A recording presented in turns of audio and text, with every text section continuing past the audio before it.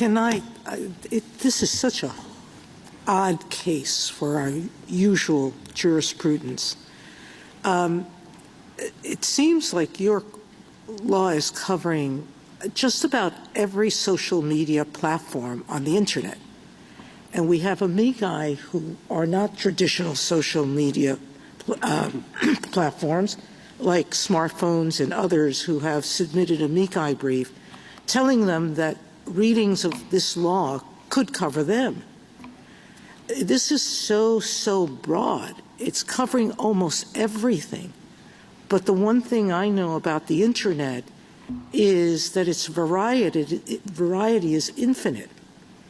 So at what point in a challenge like this one does the law become so generalized, so broad, so unspecific, really, that you bear the burden of coming in and telling us what exactly the sweep is and telling us how there is a legitimate sweep of virtually or a meaningfully swath of cases that this law could cover, but not others. When does the burden shift to the state when it writes a law so broad that it's indeterminate? I don't think so, Your Honor. I still think it is their burden as the plaintiffs challenging an action of a sovereign state legislature to show that the law lacks a plainly legitimate sweep. But let me just say a word about the breadth of the law.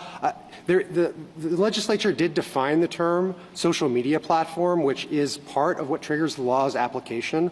But the breadth of that definition, which wouldn't cover every single website, it would cover certain large websites with large revenues and subscribers and the like. But the breadth of the law, apart from that definition, is significantly narrowed by the fact that the substantive provisions of the law are regulating websites that host user-generated content. That's what the substantive provisions of the statute apply to. So let me talk about Etsy. Etsy is a marketplace, like if I'm going to try to analogize it to physical space, which I think in this area is a little crazy, because yes, in some ways, this is like an online bookstore, an online magazines, online newspaper, online whatever you want to call it, an online supermarket. But it's not, because even though it has infinite space, it really doesn't, because viewers, myself included, or users, can't access the millions of things that are on the internet and actually get through them and pick the things we want, because there's too much information. So we're limited by human attention span, so are they. So our theories are a little hard, but let's look at Etsy. Etsy is a supermarket that wants to sell only vintage clothes. And so it is going to, and does, limit users' content. It's a free marketplace, it's open to everyone, but it says to the people who come onto its marketplace, we only want this kind of product.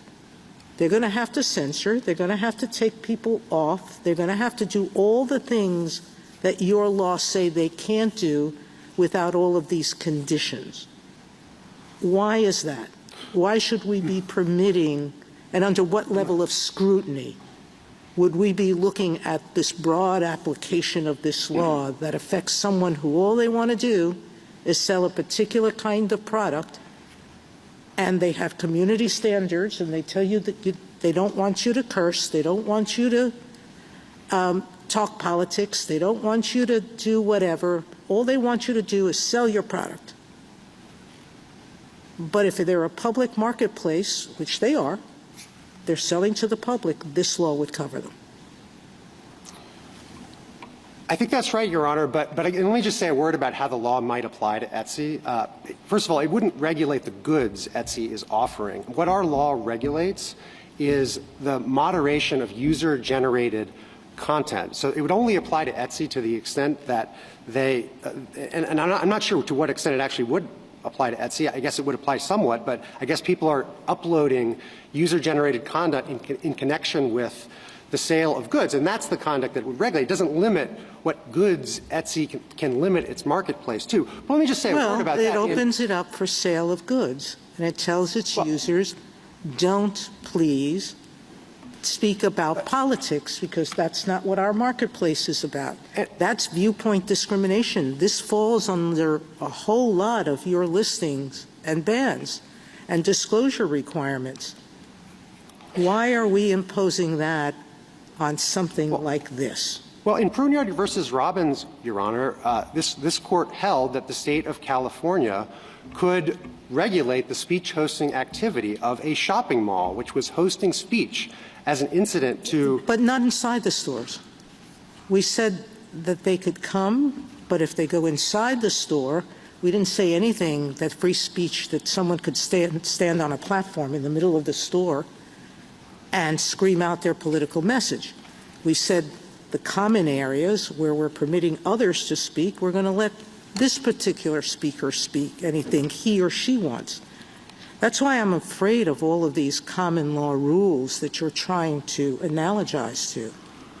Well, Your Honor, I do think Etsy is similar insofar as it is, in fact, hosting speech and some expression as an incident to some other commercial enterprise. And I think that, if anything, makes Etsy's speech interests even weaker than the social... I've monopolized you.